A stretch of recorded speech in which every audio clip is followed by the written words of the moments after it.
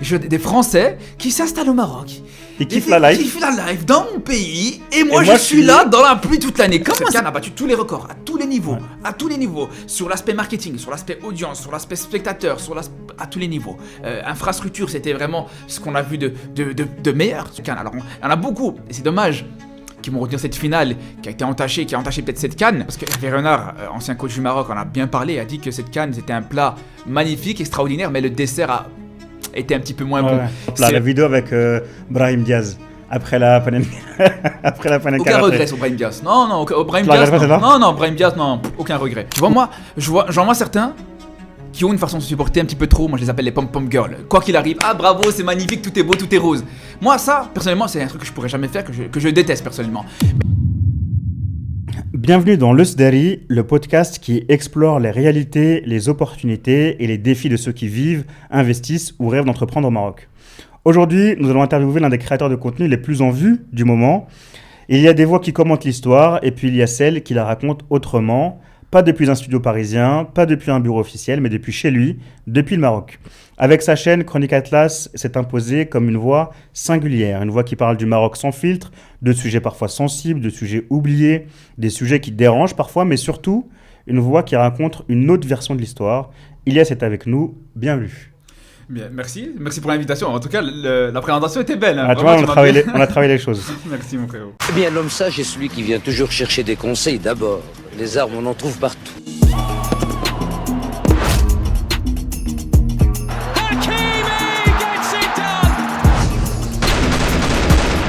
Although modernization is changing the face of the country, there are still a few backwaters like this, the village of Shawin.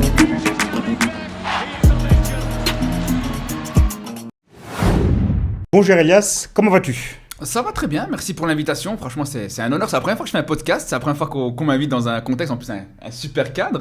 Donc voilà, on espère. C'est un honneur pour nous de t'accueillir aujourd'hui dans mon podcast. Un honneur, je ne savais pas que c'était le premier du coup. Donc un honneur aussi d'être la première personne qui t'invite. Alors du coup, on va parler un petit peu de ton contenu, un petit peu de du coup ce que tu fais sur les réseaux, et puis aussi on va parler de ton installation au Maroc, revenir un petit peu sur ton installation à Marrakech, le pourquoi du comment ça s'est passé, avoir un petit peu retour d'expérience. Ça peut toujours intéresser nos auditeurs. Déjà, première question, avant Chronique Atlas, qui étais-tu ? Donc à la base, je m'appelle Ilyes, je suis kiné de formation, j'ai fait mes études de kiné, j'ai travaillé en tant que kiné pendant 6 ans, pendant plus de 6 ans, j'ai travaillé dans le monde du football professionnel, dans plusieurs clubs de foot, j'ai travaillé aussi en tant qu'indépendant avec mes propres patients, donc voilà, j'allais dire avant d'être chronique de l'Atlas, mais surtout pendant aussi, parce qu'il y a une partie où à un moment donné ça se chevauchait, les deux se chevauchaient, et là ici, depuis que je me suis installé au Maroc, je me focalise essentiellement que sur les réseaux, pour l'instant en tout cas, et voilà, donc, on en reparlera. Pour l'instant, le côté kiné, c'est quelque chose que tu as mis entre parenthèses. Exactement. Okay. C'est possible, petite question, d'être kiné au Maroc avec un diplôme français, ça pose pas de problème ? Ah, ça pose pas de problème, ouais, c'est tout à fait envisageable. Ouais. Ok. Tu viens d'où du coup ? Tu viens de Belgique, c'est ça ? C'est ça, je viens de Belgique, exactement. Ok. Ouais. J'ai grandi en Belgique, j'ai passé quasiment toute ma vie en Belgique, mais les 2 dernières années avant d'arriver au Maroc, j'ai fait la transition en France pour bien me dégoûter de l'Europe une fois pour toutes. Et après, voilà, directement la transition vers Ok, t'étais où du coup en France ? Dans le nord, à Valenciennes. Ouais, t'étais côté encore proche de la Belgique. C'est ça, voilà. Ok. Et du coup, tu viens d'où au Maroc ? T'es de quel coin ? Alors, mon père a grandi dans la région de Bimilel, pour ceux qui connaissent, précisément la ville de Kasbah Tedla. Mais d'origine, on est Rif dans la famille. Ok. Et c'était quoi du coup ton environnement un petit peu plus jeune, mentalité, famille on va dire famille marocaine, tout ce qu'il y a de plus classique. T'as grandi où en Belgique ? On a grandi dans la région de Tubize. C'est vers où ? Qui est vers Bruxelles. Puis après, on a été vers Charleroi. Un peu plus dans le sud, c'est un peu plus connu. Donc voilà. Famille, comme je disais, classique, marocaine, on a toujours eu les valeurs marocaines inculquées, les valeurs traditionnelles, tout ça. Donc tous les étés au bled. Tous les étés au bled, quasiment, ouais, c'est ça. Donc, mentalité de drali, du coup, comme les Belges, comme nos amis belges. Ça dépend, dans le côté positif, on va dire. Ouais. Bah, moi, j'en vois que du positif. Bien sûr. Les Marocains de Belgique, franchement, c'est une très belle communauté. Bien sûr. Et t'étais plutôt un bon élève ou plutôt un esprit rebelle déjà à l'époque ? Esprit rebelle. Donc ça veut dire que tu me considères comme un esprit rebelle là actuellement ? Non, ça dépend. Sur certains sujets, oui, t'es un esprit rebelle. Il y a d'autres sujets où je trouve que mais est-ce que t'étais déjà un petit peu, on va dire, dans la provocation, tu sais, parfois un petit peu qui titille un petit peu. Ouais, qui... mais en fait, c'est bien résumé parce que il y a un peu d'entre deux. C'est bon élève, j'irai pas jusque là. Je faisais vraiment le minimum, le strict minimum. Ouais. Et il y avait toujours ce petit côté, voilà, le petit fanfaron de la classe. Voilà, fallait toujours en rajouter un petit peu. Voilà, jamais dans la méchanceté, jamais dans la provocation telle quelle. Mais voilà, il fallait que quand j'allais à l'école, il fallait que je me fasse un peu remarquer dans le sens, voilà. En faire un petit peu plus que les autres. Exactement, voilà, ouais, c'est ça. Ok, donc du coup, c'est un peu ta nature. Alors du coup, en fait, là, c'est pas vraiment un personnage dans le sens où toi-même, t'es comme ça de base. C'est pas un personnage que tu te crées, le Chronique Atlas. Bien sûr, surtout quand il s'agit du football en particulier. Là, c'est au-delà du personnage. Là, c'est un monstre qui ressort, là. Vraiment. Parce que c'est vrai que je peux avoir deux personnalités différentes. Mais c'est vraiment dans le cadre du football. Quand je regarde un match de foot, je suis une autre personne. Et c'est vrai que souvent, on me dit, je joue un personnage, j'en rajoute quand je fais mes vidéos, quand je fais mes lives.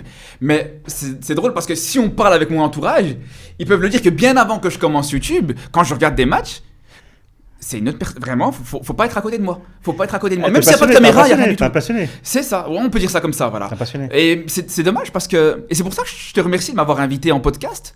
Parce que ça peut, pour les auditeurs, ceux qui vont voir, c'est les viewers, ceux qui vont voir cette vidéo, ce podcast, pourront se donner une image différente de moi. Parce que c'est vrai que si on me regarde que à travers mes vidéos, c'est que du négatif ou que le gars qui est énervé, qui parfois, malheureusement, je peux même déborder sur certaines insultes. Non, dans le cadre extra-sportif, extra-footballistique, je peux être une personne normale, lambda, qui peut sourire aussi. En fait, c'est intéressant ce que tu dis parce que c'est vrai que la plupart des gens qui te connaissent, ils vont te connaître via tes TikTok. Exactement. Et les TikTok qui vont percer, c'est forcément les TikTok qui font du bruit. Et donc, du coup, les TikTok qui vont être un peu dans la provoque, etc. On peut même aller plus loin. C'est pour agrémenter. C'est que justement, à la base, si je me suis lancé sur ça, sur YouTube, sur TikTok et tout ça, c'est justement pour ça. C'est un défouloir pour moi à la base. Je pense qu'on en reparlera peut-être plus tard, mais c'est vraiment le but de base. Donc c'est pour ça aussi, je pense. Ouais, parce que moi, tu vois, qui suis sur tes lives souvent le soir, je regarde, tu vois, je suis intervenu sur ton live plusieurs fois, etc. Moi, tu vois, j'ai pas cette vision-là que les gens peuvent tu vois, parfois quand je parle avec les gens, ils me disent ouais, mais lui, il va toujours trop loin, machin. Et moi, qui te connais un petit peu plus que les autres, parce que je prends le temps d'aller dans tes lives, d'écouter, de débattre avec toi, etc. C'est vrai que dans la majeure partie des cas, tu as des positions qui sont très classiques, on va dire, tu vois. On a déjà fait des débats sur le mariage, sur la mixité, etc. Tu vois, même en dehors du football, il n'y a pas de débat. C'est ça. T'es pas vraiment dans la provocation, tu vois. Bien sûr. Mais le problème, c'est que les gens, ce qu'ils voient le plus, c'est les TikTok. Et les TikTok, ce qui marche le plus, malheureusement, sur TikTok, c'est les TikTok où tu vas être un peu dans la provoque, où tu vas péter les plombs parce que tel arbitre, il a fait ça, ou tel joueur, il a fait ça. Et du coup, je pense que c'est pour ça aussi que les gens, ils ont cette image-là qui est pour moi un peu fausse. Ok. À quel moment, du coup, tu as décidé de créer Chronique Atlas ? Alors, à quel moment ça fait... Je pense que ça fait depuis très longtemps que j'avais cette idée de vouloir créer quelque chose autour du football marocain, déjà pour commencer. Parce que à l'époque où moi j'ai commencé ça n'existait pratiquement pas. Ouais. Voilà, personne faisait de contenu. C'était combien de temps à peu près ? C'était en 2018, donc ça va faire 6 ans. Hein. Ouais. C'était en 2018 où j'ai commencé ça. À la base, on était seulement 3 créateurs de contenu marocains francophones. Il y avait moi, Wadel et Hakim Pas Possible, pour les citer. Ouais. C'était les premiers à avoir commencé ça. Mais bref, moi quand j'ai commencé, je ne savais même pas qu'il y avait 2 autres personnes qui faisaient du contenu autour de ça. C'est vraiment en commençant qu'on m'a dit ah, tiens, regarde, il y a un tel. Bref. Mais moi, en fait, c'est, comme je te disais, cette frustration que j'ai accumulé au fil des années en regardant les matchs du Maroc. Surtout 2018, là, c'était les années... Mais c'est ça, en fait, 2018, paradoxalement, et je pouvais pas le savoir, c'est que 2018, ça allait commencer à être un petit peu, voilà... Ouais, c'est là où ça commence à aller mieux. La sortie du désert, exactement, voilà. Mais avant ça, les années avant ça, mais c'était des frustrations. T'avais besoin de psy. Quand tu suivais le football marocain, t'avais besoin d'un psy. Et c'était clairement ça. C'est vrai ce que tu dis. Et tu vois, et à la base, c'était même pas des vidéos YouTube que je voulais faire. À la base, carrément, je voulais écrire un livre. Parce que tellement il se passait des dingueries, tellement tu voyais des choses, des scénarios rocambolesques, tout ce qui se passe à la base. Je voulais écrire un livre sur le football marocain. Et encore maintenant, quand tu vois rien que juste la finale, rien que sur la finale de la CAN qu'on a vécue, on peut créer un livre juste sur ça, même 7 volumes, on peut dépasser Harry Potter. Vraiment, c'est vraiment ça. C'est vrai ce que tu dis. Donc c'est pour ça qu'à la base, c'est ça qui a été l'élément déclencheur. Même si depuis le début, j'ai toujours voulu me lancer un petit peu sur les vidéos YouTube. T'as commencé sur YouTube, c'est que tu me disais. Ouais, j'ai parce commencé que moi, à la base, je t'ai c'est connu YouTube. sur Twitter à l'époque. Non, à la base, j'ai commencé sur YouTube. C'est peut-être pas forcément là où j'ai toujours eu le plus de visibilité, mais j'ai commencé sur YouTube à la base, ouais. Ok. Et donc, du coup, tu as décidé de créer Chronique Atlas. Ça s'appelait Chronique Atlas dès le début? Ou t'as Chronique d'Atlas, la chaîne Tu YouTube. veux garder le nom.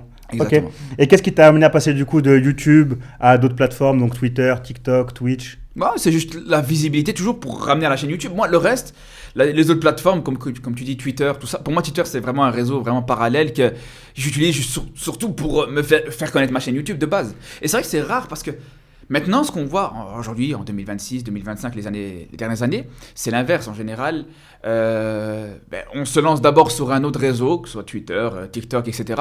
Si cet autre réseau marche bien, je vais aussi créer ma chaîne YouTube. Là, moi C'est ce c'était que j'ai fait, l'inverse. moi, Ouais, beaucoup. Là, c'est le cheminement classique actuellement. Ouais. Moi, c'était l'inverse. Ok. Et à l'époque, du coup, sur YouTube, en termes de contenu de football, il y avait déjà du monde, mais il y avait personne qui parlait de football marocain. Exactement, c'est Ok. ça. Enfin, personne à part les deux autres que je t'ai cités, voilà. Donc, du coup, c'était pas un coup de tête, c'était plutôt un projet réfléchi. Tu t'es dit, bah voilà, je vais monter C'était totalement réfléchi. un média pour pouvoir parler, donner mon avis, lâcher mes frustrations quand j'en ai, etc. C'était totalement réfléchi parce que et c'était totalement réfléchi et le timing était bien défini aussi parce que je t'ai parlé de mes études. Et j'ai attendu le moment où j'allais terminer mes études. Donc dès que la dernière année, non parce que j'allais dire dès que j'ai reçu mon diplôme, mais même avant ça, parce que la dernière année, juste avant de recevoir mon diplôme, j'étais un peu dans une année de transition. Il fallait juste que je finisse mon mémoire et tout ça. Donc j'avais un petit peu plus de temps libre et je commençais déjà à ce moment-là à me préparer, à me former un petit peu au rudiment du montage, etc. Là où j'étais vraiment très mauvais là-dessus, Ouais. j'ai pu me former un petit peu. Et au moment où j'ai terminé mes études, c'est là où je me suis lancé, exactement. Ok. Très bien. Merci pour toi. Donc ça c'est la première partie du coup autour de donc du coup le pourquoi du comment de Chronique Atlas. Mhm. On va parler un petit peu du coup maintenant du Maroc. J'aimerais du coup discuter un petit peu avec toi par rapport à ton expérience. Tu t'es installé, comme je l'ai dit, ça fait quoi? Ça fait deux ans? Non, même pas, Ah, ça fait 7 mois, Ouais, au mois de c'est juin. cet été. Juin 2025, c'est ça, Ouais. cet été, ouais. Cet été, ouais. Du coup, pourquoi ce déménagement? Qu'est-ce qui t'a amené à venir t'installer au Maroc? Qu'est-ce qui t'a motivé? Je pense que pour moi la question c'est même pas forcément pourquoi ce déménagement, mais c'est pourquoi maintenant, parce que je pense que quand on pose, et je me suis rendu compte que quand on pose la question à beaucoup de Marocains, est-ce qu'ils envisagent un jour de s'installer au Maroc, tous les Marocains, peut-être pour dire 99%, parce qu'il y en a certains, ils ont des contextes assez spéciaux, propres à eux, Ouais. mais 99% ont ça dans un coin de leur tête. Donc voilà, ça a été toujours dans un coin de ma tête à un moment donné. La question c'était quand. Mais je me suis rendu compte sur ces dernières années que je pense que on a trop l'impression peut-être que le Maroc est acquis, que s'installer au Maroc, quand tu veux, tu pourras venir t'installer au Maroc. Moi, j'ai vraiment ce sentiment qu'à un moment donné, peut-être ça sera trop tard pour nous les émireux. Peut-être que ça sera peut-être pas aussi facile ou de moins en moins facile. Ouais, je pense aussi, ouais. Voilà, donc on voit au niveau déjà des loyers, enfin de l'immobilier qui augmente de plus en plus. On voit même le coût de la vie qui est de plus en plus cher. On voit que là, actuellement, les choses sont facilitées pour les émireux parce que peut-être le Maroc aussi a besoin de ces émireux-là. Ça sera peut-être pas toujours comme ça aussi facile. Et il y a aussi autre chose. Il y a aussi autre chose qui fait qu'à un moment donné, je me suis dit qu'il fallait que je revienne m'installer au Maroc. J'avais peut-être une certaine jalousie. Je le dis. Peut-être une certaine jalousie, une frustration quand je vois pas des Marocains revenir au Maroc, mais voir Des étrangers, entre guillemets. des étrangers, exactement, pas entre guillemets, des étrangers, on peut le dire, des Français qui s'installent au Maroc. Ils kiffent la life. Qui kiffent la life dans mon pays, et moi, moi, je suis là dans la pluie toute l'année. Comment c'est possible? Eh ben, je peux te dire, wallah, que j'ai exactement le même ressenti que toi. Moi, ce qui a été un de mes déclics, c'est un jour, je suis à Agadir, du coup, je vais dans un restaurant cambodgien-vietnamien et je vois un franco-cambodgien, un franco-vietnamien et un franco-portugais. Ils se sont mis à trois, ils ont monté leur resto et ils vivaient leur best life à Agadir. Je me suis dit, attends, ces mecs-là, ils parlent pas chleur, ils parlent pas de Darija, ils sont franco-vietnamiens, cambodgiens, ils sont loin. Et ils sont venus, ils ont le courage de le faire. Et là, moi, je suis en train de souffrir à Paris. Et c'est quoi ce truc? C'est C'était ça. un ouf. C'est ça. Même moi, c'était un de mes déclics De aussi. Ouais. frustration, bien sûr, mais même en dehors de ça, hein. Quand tu vois que carrément, même en dehors du fait qu'ils profitent, mais aussi tu as l'impression qu'ils ont une plus grosse connexion, peut-être une plus grosse connaissance même du Maroc que toi. Ah, tu vois, ils commencent à connaître des petits bleds perdus que toi tu connais pas au Maroc. Non, tu te dis, non, là il y a un problème quelque part, Ouais. là vraiment c'est décalage. Et du coup, pourquoi Marrakech? Alors pourquoi Marrakech? Pourquoi pas Beni Mellel? Non, parce que d'office, je pense que le plus facile pour un émireux, c'est une grande ville marocaine. Et le champ des grandes villes, il est peut-être assez restreint, donc tu as choisi Agadir. Moi, peut-être l'inconvénient d'Agadir, à mon sens à moi, c'est que c'est peut-être un petit peu isolé des autres grandes villes du Maroc. Ouais. Donc voilà, et des autres grandes villes, de mes villes d'origine aussi. Donc c'est ce qui fait que je voulais un peu plus me rapprocher du nord du Maroc, des autres grandes villes aussi. Donc c'est pour ça déjà premièrement Marrakech. En plus de ça, je pense que Marrakech, je trouve que pour les émireux, c'est une bonne transition avec l'Europe. Je trouve que on n'est pas trop dépaysé. On est au Maroc, mais on a encore un petit peu ce côté européen où quand on a beaucoup d'émireux, où voilà, même les locaux sont habitués aussi à avoir des émireux. Et ça aussi, je trouve que c'est important. Pour moi aussi, c'est un critère important de pas arriver dans une ville, on va me voir en tant qu'émireux, ou voilà, où je vais un petit peu attirer l'attention et pas être un extraterrestre, exactement. Voilà, c'est ça. C'est exactement ça. Et du coup, comment elles sont ta famille? Ça va? Ça s'est bien passé pour eux, l'acclimatation? Top, alhamdoulilah, top. Je pense que vraiment, hein, quand je me suis installé au début, je conseille à personne de le faire. Je conseille à personne, ni à mon entourage, ni voilà, même à mes abonnés ou des choses comme ça. Mais là, comme tu disais, ça va faire 6-7 mois. Et je me rends compte, là maintenant, après cette petite période où je suis ici, que c'est un choix, vraiment, que je peux conseiller à tout le monde, en fait. Mais pour rien au monde, je reviendrai en arrière. Mais vraiment, et en fait, t'as que du positif. Je pense que si je peux trouver une petite stabilité financière, il n'y a rien qui peut t'empêcher juste derrière. C'est vraiment le petit, voilà, pour pas aller, je dis pas qu'il faut aller, voilà, à l'inconnu, tout ça, voilà, il faut avoir une petite sécurité, une petite bouée de sauvetage, une roue de secours. Si c'est le cas, mais faut foncer. Pour moi, faut foncer parce que clairement, le cadre de vie est exceptionnel. Voilà, la chaleur humaine aussi ici, elle est extraordinaire aussi. Et puis, tu sens que tu es chez toi.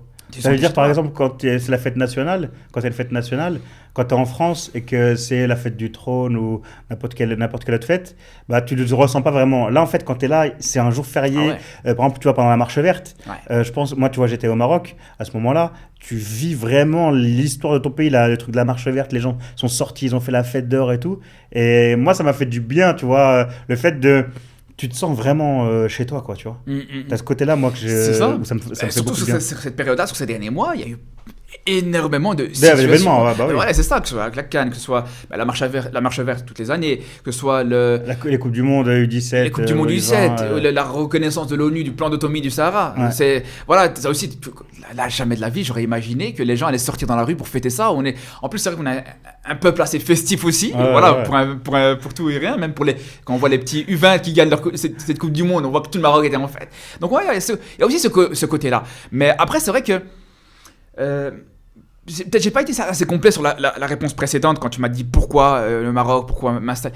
Mais c'est vrai qu'il faut aussi préciser une chose, c'est qu'avec ce contexte-là, les événements sportifs, ça a été aussi ce déclic. Ça a été ce déclic aussi de me dire, peut-être que maintenant, c'est peut-être l'occasion. Au Maroc que ça se passe. Au Maroc que ça se passe, exactement, voilà. Surtout qu'en plus de ça, non seulement pour moi, parce que c'est de la création de contenu que je fais, j'ai eu l'occasion et la chance de faire quelques matchs au stade pendant cette CAN, par exemple, à faire du contenu sur place.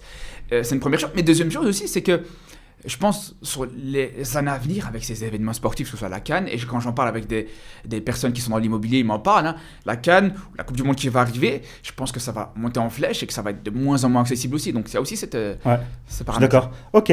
Et du coup, est-ce que tu as vu des décalages avec les Marocains locaux d'un point de vue mentalité, d'un point de vue état d'esprit, ou est-ce que ça t'a pas marqué plus que ça et l'acclimatation s'est plutôt bien faite pour toi? Après, en vrai de vrai, j'ai toujours été habitué à côtoyer des locaux. En vrai de vrai, voilà. Je pense que c'est vrai qu'on parle souvent des locaux éméreux, mais dans toutes les familles, t'as des locaux, nos parents de base, c'est des locaux, nos grands-parents, si on va même plus loin, nos grands-parents c'est des locaux, nos oncles. Donc on a, moi j'ai toujours été comme ça, même quand je vais, quand j'allais tous les étés au Maroc, je sortais énormément avec mon oncle, ses amis à lui, que des locaux. Donc j'avais cette habitude, même si c'est vrai qu'il faut le dire, certaines différences, tu vois, peut-être en termes de mentalité, peut-être certaines différences entre nous et eux sur certains aspects. T'as eu des difficultés pour t'adapter ou des choses comme ça? Franchement, je pense qu'à partir du moment où tu connais un petit peu peut-être la mentalité ici, la mentalité où des fois c'est vrai que pas stigmatiser, faire des choses, voilà, mais on sait que très souvent, C'est des mentalités qui sont différentes. les mentalités sont différentes. C'est vrai que des fois, Mais en fait, parce que moi je te pose la question parce que tu as des gens parfois qui acceptent pas. Ouais. Ils viennent, ils ont leur mentalité d'Europe Ouais. et ils veulent absolument l'imposer ouais, aux c'est gens et ils n'arrivent pas à s'adapter et à rentrer dans le moule, tu vois. c'est ça. Est-ce que toi, du coup, tu as eu cette difficulté-là ou toi, quand t'es arrivé, tu t'es adapté, tu t'es dit, Après, bah, la chance que j'ai, peut-être contrairement à d'autres, c'est que moi, déjà dans le cadre du travail, moi je suis tout seul. Je travaille pas, pas avec voilà, des collègues locaux, etc. Mais je sais que voilà, souvent les gens qui sont dans le cadre du travail, ils ont peut-être cette difficulté par rapport à certains aspects. Hein, on va pas se mentir, peut-être la rigueur dans le travail que nous on a pu acquérir en Europe. Peut-être des fois, voilà. Même si je pense que c'est quelque chose qui rentre aussi dans les mœurs de plus en plus au Maroc. On va pas non plus généraliser, on va pas non plus stigmatiser. C'est pas du tout mon propos en tout cas. Ok, très bien. Pour revenir un petit peu sur ton contenu, est-ce que tu t'es déjà un petit peu censuré par rapport à tes vidéos Non, mais censuré, je parle de foot. Moi, je pense que non, hein, vu mais les vidéos. Non, mais si à la limite, je parlais d'un sujet plus sérieux, plus important, je parle de politique par exemple, je pourrais dire ça, faut pas que j'aille jusque là. Mais là, pour moi, je parle de foot. Donc à partir du moment où tu parles de foot, tu peux dire quand je dis les pires dingueries. Voilà, Ouais, ça reste que du foot, quoi. Ça reste du on parle foot. pas de... Mais si on peut vraiment parler de censure, c'est que bien sûr que j'essaie d'éviter d'aller un peu loin dans les insultes. Ça, ouais, peut-être si tu veux me parler d'insultes. Mais sinon, critiquer un joueur parce qu'il est nul, critiquer un coach parce qu'il est mauvais, non, jamais de Et la t'as vie. déjà eu des gens qui t'ont contacté par rapport à des vidéos que t'as pu faire, des coachs, des joueurs qui t'ont Ouais, contacté? c'est déjà arrivé. C'est déjà arrivé plusieurs fois. Que ce soit des joueurs, surtout des joueurs, jamais des coachs, mais quelques joueurs qui. Je te demanderai les noms, mais en privé, du coup, ça reste Non, entre mais nous. après, non, mais en vrai de vrai, ah non, on va pas sortir les noms parce Parce que. qu'après, tu te rends compte en fait que ton contenu il est suivi. Parce qu'à partir du moment où tu as des gens qui vont te contacter pour te dire ouais, pourquoi t'as dit ça, ou ouais, non, c'est pas comme ça que ça s'est passé, ça veut dire que du coup ton contenu il est suivi. Ouais, je pense que ça peut, on faut le voir comme ça aussi. Après, voilà. Et là, ils aiment bien aussi faire un petit peu la police du supporter. Tu vois, moi, j'en vois certains qui ont une façon de se supporter un petit peu trop. Moi, je les appelle les pom-pom girls. Quoi qu'il arrive, bravo, c'est magnifique, tout est beau, tout est rose. Moi, ça, personnellement, c'est un truc que je pourrais jamais faire, que je déteste personnellement. Mais je vais jamais aller venir trouver telle personne, lui dire non, mais arrête de trop applaudir les joueurs, de trop. Non! Moi, c'est pas mon but. Moi, je vois des créateurs de contenu qui sont un peu trop dans la good vibe, mais c'est leur façon d'être. Moi, non. Moi, c'est pas comme ça. Et après, de toute façon, de manière générale, je pense que chacun a sa manière de parler, chacun a sa manière de supporter. Et je pense que dans un public, au sens large du terme, t'as besoin de tout type de supporters. T'as pas besoin que des pom-pom girls, t'as pas besoin que des gens comme moi qui sont trop dans l'aspect virulent et puis passionnés, comme tu dis, ouais. Ok. Du coup, c'est la différence en gros entre un footix et un passionné, au final. C'est que le footix, il est toujours content de tout, c'est possible, satisfait de tout, c'est vrai, ouais. parce qu'il maîtrise pas forcément son sujet, alors que le passionné, il va pas se satisfaire d'un match nul parce qu'il sait qu'on aurait pu faire mieux, il va pas se satisfaire d'une liste parce qu'il sait qu'on aurait pu convoquer d'autres joueurs qui auraient été plus performants. Finalement, c'est peut-être ça. Hein. Bien sûr, et il y en a aussi d'autres aussi, ouais, comme tu dis, en dehors de ça, qui viennent de découvrir le football marocain là seulement actuellement ou voilà sur les années plus positives, etc. Donc nous on sait c'est quoi vraiment d'avoir vraiment connu des vraies désillusions, d'être passé par les pires moments, etc. Donc voilà, c'est ce qui fait qu'aujourd'hui il y a cet aspect là aussi qui est important à prendre en compte. Du coup il y a des gens qui t'ont demandé de supprimer des vidéos? Supprimer des vidéos, ouais. C'est déjà arrivé? Ouais, bien, ça c'est arrivé. C'est arrivé que certains me disent ouais, là t'es parti un petit peu trop loin. Ou des fois, même sur cette dernière CAN. Tes parents ils t'embrouillent parfois ou pas sur des vidéos? Moi ça m'arrive parfois. Non, mes parents ils vont m'envoyer un message. Attends, mais ouais, là t'es parti trop loin. Mais même en live, c'était pendant la dernière coupe du Monde, Maroc-Espagne. J'étais en live à côté de. À côté de mon père, il était juste à côté de moi. Je sais pas, à un moment donné, je m'enflamme. En plus, je m'enflamme là, à ce moment de joie en plus, positivement. Ah ouais. Mais je dis une vulgarité. Mon père, il est à côté. Je suis en live, rien à foutre. Non, mais voilà. Après, bien sûr, c'est normal. Et c'est ce qui fait que. Heureusement, je pense qu'heureusement que je sais qu'il y a toujours cette pression de me dire mon père il pourrait tomber sur un voilà, donc heureusement qu'il y a ça. Au final, c'est peut-être la seule entre guillemets, seule censure. La seule censure, c'est ça. C'est la seule censure. Ok. C'est quand le jour que tu as compris que tu avais explosé sur les réseaux? Est-ce qu'il y a un moment donné où tu t'es dit, ah ouais, là vraiment, ça peut être soit d'un point de vue, ça peut être soit d'un point de vue argent, rémunération. Est-ce qu'il y a un moment donné où tu t'es dit, là je rentre dans une nouvelle sphère? Et je vais peut-être te décevoir, mais j'ai jamais eu ce sentiment-là. Parce qu'il y en a certains qui lancent leur réseau et qui, à un moment donné, voilà, ils voient que d'un jour à l'autre, ça explose d'un coup, que ça prend d'un coup. Moi, c'est pas mon cas. Moi, comme je t'ai dit, ça fait 8 ans que je suis sur YouTube. Ça fait 8 ans que je suis sur les réseaux. Et je pense que c'est un travail de longue haleine. C'est progressif, ça progresse. Après, il y a des pics. Voilà, à chaque fois, il y a une CAN, une Coupe du Monde, des gros événements, parce que je parle aussi de football européen, du Barça, etc. Quand il y a des gros événements aussi, en Ligue des Champions, tout ça, je vois qu'il y a un petit pic aussi. Voilà, c'est toujours comme ça. Mais il n'y a pas un moment où tu t'es dit, là, je rentre dans une nouvelle sphère? Non, pas vraiment, non. Je pense que c'est vraiment croissant. En plus, je suis pas du tout matrixé par les stats. Contrairement à ce que certains peuvent penser de moi.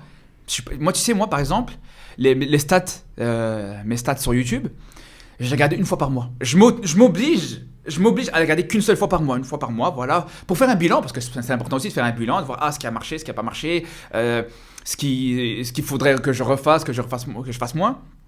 Une fois par mois. Pour le reste, là, même quand je vais retomber sur une vidéo, je vais faire en sorte de ne pas regarder les stats. Et les commentaires, tu les lis? Ouais, les commentaires, bien sûr, je les lis. Quand je parle de stats, c'est vraiment au sens chiffres. Juste les chiffres, les nombres de vues, nombre de commentaires. Ouais, bien sûr. Ok. Est-ce que du coup, ça a changé ta vie financièrement, ou finalement tu gardes le même niveau de vie, que ce soit kiné ou créateur de contenu Financièrement, je peux pas dire que ça a réellement changé ma vie, parce que en vrai de vrai, je vais pas te l'apprendre, je vais pas te faire de dessin. Le métier de kiné, c'est un métier qui fait que tu peux gagner très bien ta vie aussi. Ouais. C'est pas comme si, voilà, comme certains, et c'est tout à leur honneur d'ailleurs, hein, qui ont un travail un peu plus éprouvant, plus compliqué, ou qui n'avaient pas de travail avant de se lancer sur les réseaux, et qui derrière, voilà, les réseaux ont changé leur vie. Moi, c'est pas le cas. Et c'est là où je le dis, je le répète souvent, en live par exemple, tout ça, que je le fais pas que pour l'argent. Ça se voit, parce que si c'est l'argent qui m'intéressait. Oui, de toute façon, c'est clair. Ce qui rémunère le plus dans la création de contenu, c'est les sponsorisations, les choses comme ça, les collaborations, et ça, tu peux pas en avoir. J'en fais zéro, en 7 ans, 8 ans, zéro collaboration, zéro sponsorisation. J'en ai jamais fait. Donc, mais t'as déjà eu des propositions? J'ai déjà eu des propositions, mais des propositions qui sont pas en rapport avec mes valeurs et mon éthique, tu vois ce que je veux dire? Des paris sportifs, des choses comme ça, tu vois. Et à partir de ces conditions-là, moi je vais pas juger ceux qui le font. Chacun fait ce qu'il fait, chacun fait ce qu'il veut, et chacun, voilà. Mais moi personnellement, c'est pas quelque chose que je pourrais... tu pouvais pas partir sur des trucs de paris sportifs et tout. C'est ça. À l'heure actuelle, il y a quasiment, enfin pas tout le monde non plus, faut pas exagérer, mais les plus grosses émissions, les plus gros acteurs sur les réseaux sociaux autour du football, et ils ont tous une rubrique paris sportifs. Bah, tous, encore, ouais, voilà, on va pas généraliser, pas mais tous, il y en a beaucoup. Hakim pas possible, non, tu vois. Ouais, voilà, mais il y en a quand même une bonne partie qui sont sponsorisés, parce que c'est des sous, hein, mine de rien. Le domaine des paris sportifs, ça c'est bien sûr, ça paye énormément, bien sûr, mais voilà. Après, surtout dans mon cas à moi, où je sais qu'en plus de ça, moi, c'est pas comme si je crève de faim, c'est pas comme si j'avais pas un métier qui pouvait me permettre de... Si moi, un jour, sur les réseaux sociaux, si la situation fonctionne plus, si ça marche plus, je sais que j'ai cette roue de secours. Comme je te disais au début, le moment où j'ai commencé à me dire que je pouvais me lancer sur les réseaux, c'est que dès que j'ai pu avoir mon diplôme, me lancer en tant que kiné, à ce moment-là, je sais que j'avais ma roue de secours, et puis derrière, je pouvais me permettre de me lancer sur YouTube et avoir cette bouée de sauvetage au cas où, tu vois. Donc non, c'est là où je peux pas te dire que financièrement, ça a changé dans ma vie ou autre. Non, pas du tout. Et est-ce que tu ressens une responsabilité par rapport au contenu que tu peux avoir, ou à l'image que tu peux donner, ou à ce que tu peux dire?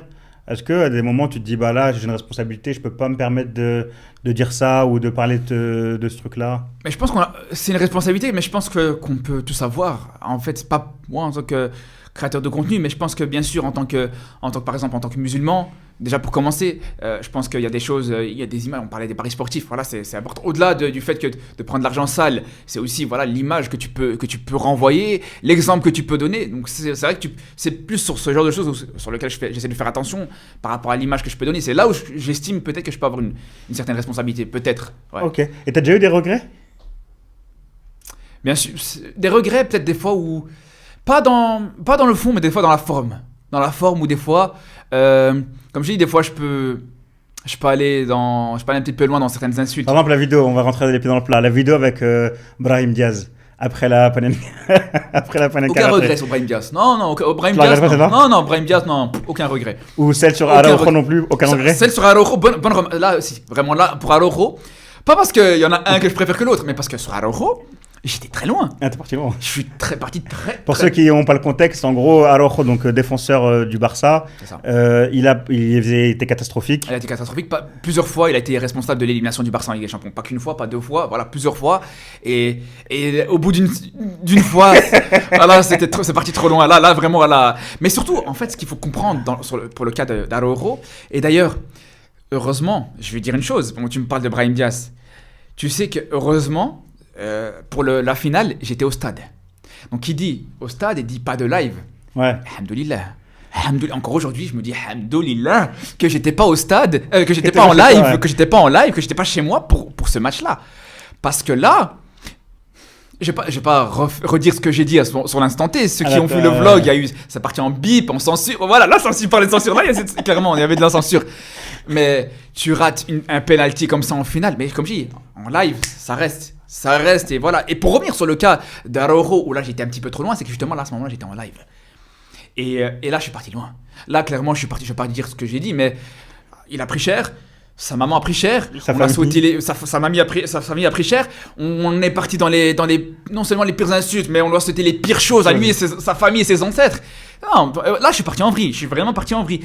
Et tu sais que, comme je dis, j'étais en live.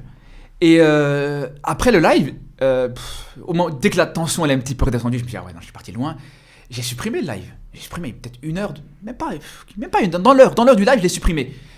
Je me suis dit, c'est bon, voilà, au moins, il n'y a pas de trace de ça. Ah, il y avait des traces. Non, demain, je vois que ça tombait partout, le petit passage. Le montage, il est très bien fait. Le mec qui a fait le montage, il l'a très bien fait. Mais ouais, le montage, comme tu as dit, il est très bien fait. Et ça tournait de partout. Et voilà, c'était trop tard. Une fois que c'est parti, c'est parti. Donc parfois, du coup, il y a des trucs que tu peux regretter dans ce que tu... Ouais, non, mais c'est sur ces aspects-là, des fois, comme je dis... Ouais, quand tu vas trop loin sur... Quand je vais trop loin, vraiment dans la forme, quand je vais un peu trop loin sur des fois certaines insultes, etc. Donc là, ouais, clairement. Mais pour Brahim Diaz, au-delà de ce que j'ai pu dire, voilà, à chaud, au moment du penalty raté, non, globalement, moi, je vais te dire la vérité, frérot, j'ai pas insulté, clairement. Je peux dire que Brahim Diaz, je te le pardonnerai jamais. Bien sûr, je le pardonnerai jamais. Ça c'est clair, mais sinon... On reste dans du football quand même, on a le droit d'avoir des avis tranchés. Ouais, c'est ça. Et du coup, c'est quoi la plus grosse polémique? C'est Diaz ou c'est Araujo? Araujo, de loin. Non, mais en vrai, Brahim Diaz... Tu reçois des insultes, des menaces et tout Mais tous les jours. Insultes, menaces, tous les jours. Ça de la part de Marocains, du coup, y compris. Pas que, ouais, c'est varié. On a du Marocain, on a de l'Algérien. C'est ça ton problème. Ton problème, en fait, c'est que, comme t'es juste, ça veut dire que toi, par exemple, tu vas jamais te priver de parler de l'équipe d'Algérie.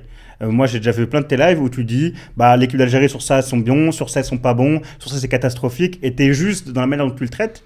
Et même avec des Algériens, tu vois, dans ton live Twitch, il y a plein d'Algériens, des Tunisiens, des Sénégalais qui viennent, ils donnent leur avis, etc. Et je pense que le problème, c'est que du coup, parfois, pour certains Marocains, tu vas être vu comme trop sympa, trop rawatiste avec les Algériens parce que tu as dit que t'as dit des choses positives.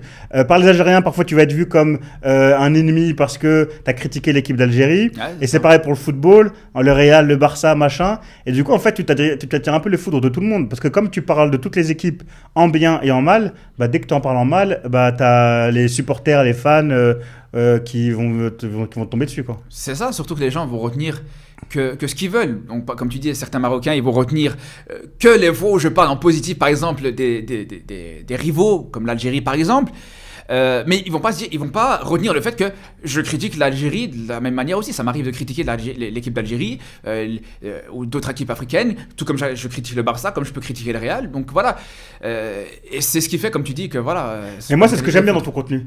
C'est-à-dire que toi, tu vas pas te priver d'aller parler de l'équipe d'Algérie en disant non, mais si j'en parle, ça va faire la fitna. Parce que comme tu considères que tu es juste dans ce que tu dis, et quand c'est bien, tu le dis, et quand c'est pas bien, tu le dis. Et moi, ce que j'apprécie dans tes lives, c'est que c'est un des rares endroits où on peut faire parler des Marocains, des Algériens ensemble de football sans que ça parte loin et on reste que sur du football et tout le monde se respecte, tout le monde donne son avis. Parfois ça peut vanner, chambrer, etc. Mais ça reste du football, c'est normal que ça se vanne. Mais ça, moi, c'est un truc que j'apprécie énormément dans ton contenu, le fait qu'on puisse parler librement, se vanner, etc.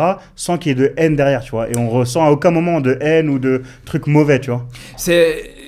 Ça a bien fait. Franchement, hein, je vais te dire la vérité. Ça, je pense que c'est vraiment l'une de mes plus grosses fiertés sur YouTube, dans le domaine des réseaux. Le fait que, comme tu dis, sur mes lives, qu'on arrive à se réunir entre plusieurs nationalités différentes.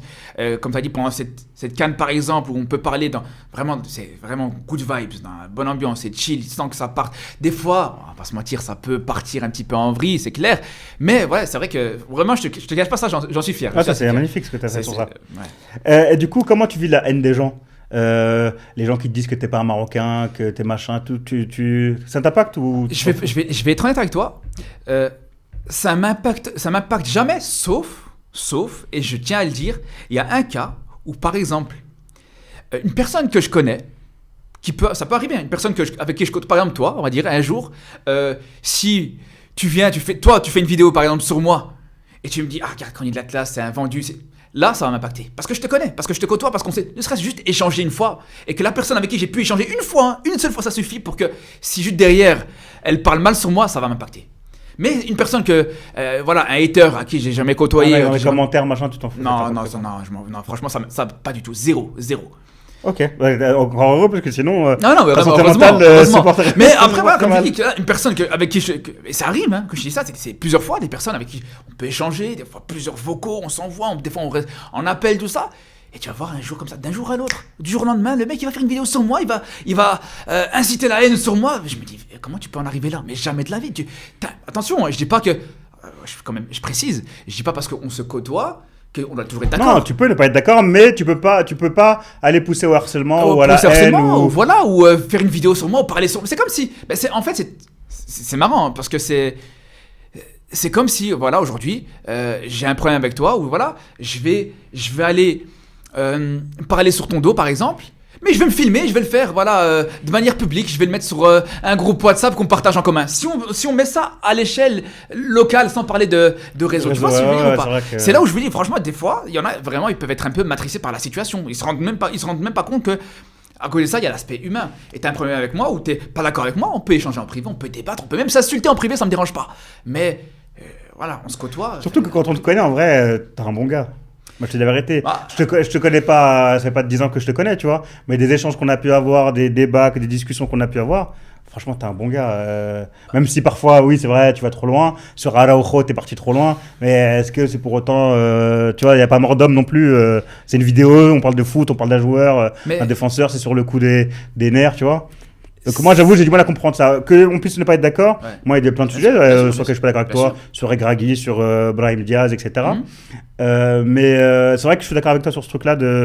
Il y a des limites à pas franchir et appeler ou pousser à la haine ou harcèlement, c'est moche. C'est ça. Mais après, je vais pas te dire que je suis un bon gars. C'est pas moi qui dirai si je suis un bon gars ou pas. Mais en tout cas, c'est sûr que, comme je l'ai dit, la personne que je suis, elle n'est pas du tout reflétée à travers mes vidéos où je parle de foot, c'est clair. Comme tu as dit, et l'exemple que tu as pris sur mes lives, c'est peut-être ce qui est le plus représentatif de ma personne au final. C'est vrai, c'est pas faux ce que tu dis. Ok. Pour revenir sur la CAN, comment tu as vécu du coup la CAN, toi globalement, c'est quoi le bilan que tu en tires d'un point de vue sportif, d'un point de vue économique pour le pays Tu devais faire un bilan de la CAN. Je pense, sur l'aspect économique, d'abord, je sais pas si j'ai mieux placé pour en parler, mais c'est clair que quand on a vu, pour nous qui avons vécu au Maroc, qui vivent au Maroc et qui ont vécu cette CAN sur place, on s'est rendu compte de l'afflux énorme de personnes qui sont venues ici. Et surtout, en fait, ce qui est intéressant, c'est que je pense qu'il y aura aussi un avant et après cette CAN aussi par rapport aux MRE. Beaucoup de MRE, et même pas forcément que des MRE, mais peut-être des Africains de manière générale, ont vu c'était quoi la vie au Maroc en dehors de l'été, en dehors de la période vacancière, et envisage peut-être de plus en plus à venir s'installer ici, et on s'est rendu compte un petit peu de ce que c'était. Donc je pense que pour l'aspect économique, je pense que par rapport à ça déjà, ça peut faire se faire valoir, exactement. Et en dehors de ça, bien sûr, ça on va pas revenir là-dessus, sur l'aspect infrastructure, sur l'aspect, sur les records. Cette CAN a battu tous les records, à tous les niveaux, sur l'aspect marketing, sur l'aspect audience, sur l'aspect spectateur, à tous les niveaux. Infrastructure, c'était vraiment ce qu'on a vu de meilleur sur cette CAN. Alors, il y en a beaucoup, et c'est dommage, qui vont retenir cette finale qui a entachée peut-être cette CAN. C'est bien parce que Hervé Renard, ancien coach du Maroc, en a bien parlé, a dit que cette CAN c'était un plat magnifique, extraordinaire, mais le dessert a été un petit peu moins bon. Ouais. C'est vraiment comme ça qu'on pourrait résumer cette CAN. Mais si on doit parler en termes organisationnels purs, c'est du haut niveau, c'est une Coupe du Monde. Je le dis, c'est une Coupe du Monde, c'est l'Euro, c'est les plus grandes compétitions possibles et imaginables. De toute façon, voilà, on va organiser cette Coupe du Monde dans les années à venir, Inch'Allah. Et voilà, je pense qu'on est totalement dans les clous actuellement. Et sinon, pour l'aspect sportif, là actuellement, à l'heure où on parle et où on enregistre ce podcast, on est dans le flou total, l'incertitude totale sur déjà la situation du coach. Est-ce que Regragui va rester ou pas? Tous les jours, on entend l'inverse et son contraire. Par rapport à la situation aussi du vestiaire aujourd'hui, qui est déchiré, qui est fracturé. On voit à chaque fois qu'un joueur marocain s'affronte, surtout quand Brahim Diaz s'affronte d'autres joueurs marocains, ça part en vrille. Et surtout, je pense que voilà. Moi, je le dis, hein, on n'a pas gagné cette CAN, on la gagnera jamais. Moi, Tu penses que non, c'est fini. Moi, c'est fini. Moi, j'ai abandonné, j'y crois plus. Là, clairement, là, j'ai plus tendance à croire qu'on peut faire un gros espoir en Coupe du Monde, etc. que gagner. Tu fais partie de ceux qui pensent que la Coupe du Monde, elle est plus faite pour nous que la CAN. Clairement, mais totalement. C'est clairement ça. Après, il y a le truc de l'engagement aussi. Tu sais, moi, par exemple, j'ai vécu toutes les années noires du football marocain. Et j'étais arrivé à un stade où, ça y est, j'avais plus d'engagement émotionnel parce que j'étais systématiquement déçu. La Coupe du Monde m'a fait beaucoup de bien. Je me suis engagé émotionnellement à la CAN suivante, déception. Et là, en vrai, jusqu'à la demi-finale, j'y croyais pas du tout. Donc, j'y croyais pas, mais je m'engageais pas émotionnellement parce que je voulais pas être déçu. Bien sûr. Et la demi-finale contre le Nigeria m'a donné beaucoup d'envie. Et du coup, le jour où je suis arrivé pour la finale, en plus, je l'ai vu au stade, franchement, j'y croyais. Et c'est vrai que cette énième désillusion, ça me donne envie de plus rentrer, de plus mettre d'émotion dans ce Muntakhab parce que en fait à chaque fois après tu souffres moi ça va, ça dure des jours, mais toi pendant des semaines. Et encore maintenant on te parle encore de Brahim Diaz, on fait des montages sur toi, les Sénégalais ils sont à fond sur toi, tu vois. Mais c'est vrai que je comprends ce que tu dis sur ça, je comprends ce que tu dis. Ouais, à partir du moment où t'es chez toi, tu arrives en finale, t'as un penalty, à la dernière minute, t'avais la CAN qui te tendait les bras. Je pense que si là, t'as pas réussi à gagner, je vois pas. On n'aurait jamais pu imaginer un scénario comme ça. Tous les jours, bien sûr. Qui aurait pu dire que ça serait fini comme ça? C'est vraiment ça, totalement. Un petit point quand même, moi que j'ai trouvé à améliorer, on va dire, sur cette CAN, c'est le fait qu'on ait très peu d'influenceurs franco-marocains ou belgo-marocains ou italo-marocains, etc., de la diaspora, qui ont participé à des événements. C'est-à-dire qu'on a vu, en tout cas, moi, c'est mon ressenti, j'ai vu beaucoup de créateurs de contenu d'autres pays africains, Europe, etc., venir faire du contenu, avoir des accès en bord de terrain, etc. Et je ne l'ai pas vu côté marocain. Pour moi, c'était une déception, que ça soit quelqu'un comme toi, quelqu'un comme Hicham Pas Possible, quelqu'un comme Mouhassoussi, Hakim Pas Possible, pardon, Hakim Pas Possible, quelqu'un comme Mouhassoussi, comme El Rokma, etc.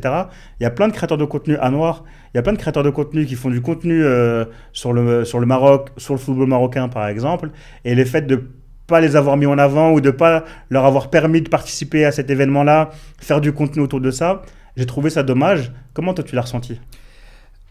Alors d'abord je vais parler pour mon cas personnel. Mon cas purement personnel d'abord, parce que c'est deux cas différents. Alors pour moi déjà, j'ai absolument rien revendiqué ou rien à revendiquer sur cette CAN. Parce que comme on disait dans ce podcast, à aucun moment je me censure. À aucun moment je me censure, donc je sais que juste derrière, il y a le revers de la médaille. Si je veux critiquer les coachs, les joueurs, bref, c'est normal que juste derrière, en retour, je vais avoir moins de facilité. De facilité, exactement. Donc c'est ce qui fait que juste derrière, voilà, moi je m'attendais à rien par rapport à ça et il n'y a pas de souci. À aucun moment je me suis plaint de ça, je me plaindrai jamais là-dessus. Par contre, c'est vrai que peut-être il y en a certains qui, justement, peut-être ont un esprit un peu plus chill aussi. Voilà, ils sont moins dans l'aspect virulence. Moi, par exemple, on parlait d'un Mouhassoussi, par exemple, avant le tournage du podcast. Moi, un gars comme lui, mais lui, quand je vois comment il met le Maroc en valeur, H24, même en dehors d'aspect football, et ce que j'aime bien avec lui, c'est toujours de manière bienveillante aussi, sans forcément inciter à la fitna de l'autre côté, etc. Moi, je pense qu'une personne comme lui, il doit être mis en valeur de fou. Vraiment, il doit vraiment être mis en valeur. Et après, je sais pas, peut-être qu'il a été invité, peut-être je me trompe. Non, hein, il je n'a sais- pas été. voilà. Et pour moi, une personne comme lui, il doit être invité tous les jours. Il doit être, voilà. Peut-être pas forcément par rapport à ce qu'il apportera. Ça m'a fait mal au cœur. Quand j'ai vu des créateurs de contenu, tu vois, sur toute leur story Instagram, ils demandaient des places, quelqu'un a des places à vendre, machin. Ça m'a fait mal au cœur parce que c'est des gens qui se mouillent pour le Maroc. Totalement. Depuis des années avant que le Maroc soit à la mode. Ouais. Et ça me fait mal au cœur de me dire que ces gens-là, ils ont même pas une place. Une place, c'est 200 dirhams. Même une place à 200 dirhams, ils l'ont Bien pas. sûr. Et tu vois d'autres créateurs de contenu, et tant mieux pour eux, hein, qui ont fait du contenu bord terrain, qui ont pu interviewer des joueurs, aller en zone mix, etc. C'est vrai que pour moi, c'est un petit peu la note négative, on va dire, de cette CAN. Et j'espère que pour les prochaines compétitions, on va essayer d'arriver à mettre en place quelque chose pour aussi valoriser, que ces gens-là puissent faire du contenu, qu'ils puissent valoriser aussi. Et c'est aussi quelque part aussi peut-être une récompense, tu vois. C'est des gens qui se mangent beaucoup de haine, beaucoup d'insultes, beaucoup de menaces par rapport au contenu où ils peuvent défendre le Maroc, etc. Et ça peut être aussi, tu vois, comme une récompense, voilà. Les encourager et leur montrer que le Maroc est derrière eux et les soutient, tu vois. Bien sûr. Pour moi, c'est un petit peu le point. C'est clair. C'est peut-être pas forcément par rapport à ce qu'il pourrait apporter en termes d'audience et d'aura au niveau de cette CAN, mais comme tu dis, voilà, comme tu dis, une récompense pour les mettre en valeur, parce qu'il y a des personnes qui le méritent vraiment. Je suis d'accord avec toi là-dessus, c'est vrai. Ok. Dernière petite question avant de conclure. Où est-ce que tu te vois du coup dans 10 ans ? Dans 10 ans, moi déjà, Tu te vois toujours Chronique Atlas ou est-ce que tu as des perspectives, tu aimerais bien, je sais pas moi, rejoindre une télé, une radio en ce moment, il y a l'Afterfoot qui cherche à recruter une nouvelle personne. Est-ce que par exemple, tu te verrais comme chroniqueur dans une émission Non, déjà ça, c'est quelque chose que j'envisage pas du tout. Non, vraiment, comme on le dit, on l'a redit souvent, je me censure jamais. Et le fait de voir travailler dans une radio, une télé, etc., d'office, il y aura ce problème qui va faire que je serai obligé un petit peu de faire en fonction voilà, du patron, du chef de radio, voilà. Donc non, en vrai, c'est pas quelque chose qui m'intéresse. Non, en vrai, si je dois continuer sur les réseaux sociaux, je préfère, ou dans l'audiovisuel, je préfère le faire de mon côté, sur ma chaîne YouTube, sur mes réseaux sociaux. Mais pas, voilà. Mais après, il n'y a rien qui dit que dans 10 ans, je serai encore dans l'audiovisuel, dans les médias. Hein. C'est possible aussi que je retournerai à ma vie de kiné aussi. C'est une possibilité qui est toujours dans ma tête. Hein. Okay. Et du coup, tu te vois, tu as des projets ou des évolutions ou des choses vers lesquelles tu aimerais aller ? Moi, je fonctionne vraiment sans faire de langue de bois. Hein. C'est pas du tout, tu me connais, c'est pas mon loin de là. Mais vraiment, moi, je fonctionne vraiment toujours je dirais pas jusqu'au jour le jour, mais année par année. Voilà, chaque année, je fais un bilan. Là, par exemple, en fait, si je te dis mes projets là, sur cette année-là, jusqu'à la Coupe du Monde ici qui va arriver, 2026, ça va être ça, que du YouTube, que les réseaux sociaux, etc. Après, à la fin de cette année, à la fin de la saison, en été, je referai de nouveau un bilan. Est-ce que la situation elle est toujours stable financièrement? Déjà, c'est important. Voilà, j'ai une famille à nourrir aussi, c'est important. Et puis, je dirais, est-ce que j'aime toujours ce que je fais? Est-ce que je suis toujours aussi passionné? Est-ce que voilà? Et si de nouveau faut renouveler le contrat, on renouvellera le contrat. C'est comme ça que je fonctionne petit à petit. Et comme je te dis encore une fois, voilà, si financièrement c'est plus aussi stable ou voilà, s'il y a un problème, voilà, il y a mon travail. T'as cette garantie. Voilà. Et du coup, par exemple, faire une émission pour la Coupe du Monde avec, ça peut, alors je lance l'idée, faire une émission pour la Coupe du Monde 2026 avec d'autres créateurs de contenu, par exemple, parler de foot, etc. C'est des choses qui peuvent t'intéresser ou... Tu parles d'une émission télé? Non, ça peut être sur les réseaux, sur YouTube ou sur Twitch, faire des lives avec d'autres créateurs de contenu. Avec d'autres créateurs de contenu? Ouais, par exemple, c'est des trucs qui peuvent t'intéresser? Ça peut se faire, mais en vrai, tu vois, je mets toujours un petit point d'honneur. C'est que j'aime toujours valoriser un petit peu, avant les autres créateurs de contenu, j'aime toujours mettre un petit peu en avant les gens de ma commune, mes abonnés par exemple, tu vois. Parce que les autres créateurs de contenu, tant mieux pour eux, ils peuvent se mettre en avant. La visibilité, ils ont leur visibilité, ils ont leurs canaux respectifs. Et il y a d'autres personnes qui sont un petit peu dans l'ombre et qui sont tout aussi intéressantes, peut-être même plus intéressantes que d'autres créateurs de contenu. Ouais, Lampard sur ton live. Voilà, c'est bien de le citer. Voilà, il y en a énormément comme ça. Et c'est pour ça que, voilà, moi, pendant la dernière CAN, par exemple, c'est ce que je faisais. Comme tu disais, voilà, des créateurs, plutôt des abonnés qui étaient de différentes origines, des Marocains, des Tunisiens, des Algériens, des Subsahariens, etc. Même pour la Coupe du Monde, j'ai déjà, je te dis, un Brésilien très spécial. Parce qu'il y a Maroc-Brésil pour la Coupe du Monde. Bien sûr. Et j'ai déjà, voilà, dans mes petits chroniqueurs, un abonné qui est marocain, grandi au Maroc, toujours vécu au Maroc, qui parle arabe, tout ça, et français aussi, bien sûr, mais... qui vit au Brésil. Qui habite au Maroc, pardon, mais qui se sent plus brésilien que marocain. Ça va être beau, ça. C'est magnifique. Donc c'est là, je te dis, quand j'ai la chance, alhamdoulilah, d'avoir une commu comme ça, pourquoi j'irais chercher d'autres créateurs de contenu? Attends, je dis pas que je vais pas le faire, hein. Mais c'est pas un truc, faut que non, c'est pas obligatoire. Tu préfères développer ton concept autour de ta communauté, parce que dans ta communauté aussi, tu as des gens qui sont intéressants, qui ont des avis, je disais Lampard, mais il y en a plein d'autres, qui ont des avis différents, mais du coup, c'est des gens qui maîtrisent, donc ça t'intéresse plus. Après, je pense que dans toutes les communautés, je pense que même dans ta communauté à toi, ou même dans toutes les communautés, il faut juste prendre le temps de s'y intéresser et d'aller vers eux.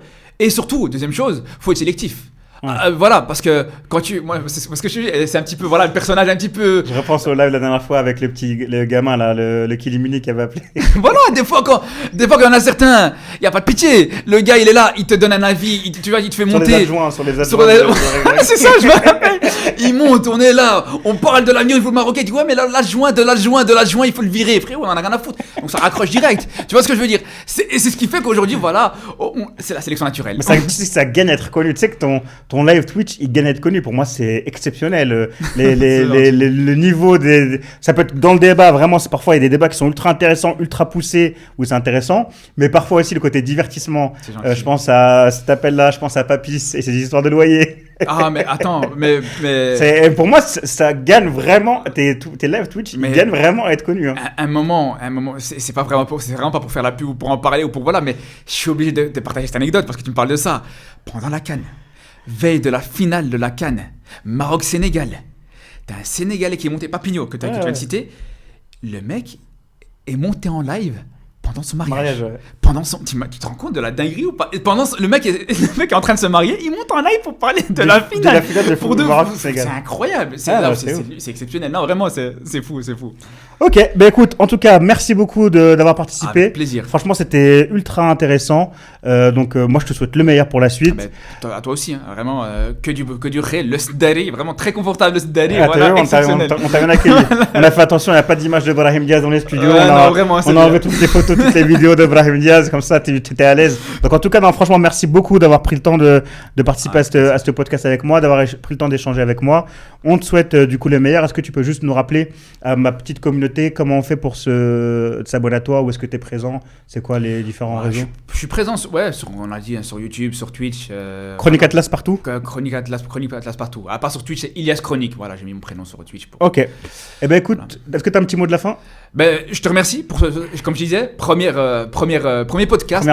Première mondiale, on pourrait dire ça, première nationale.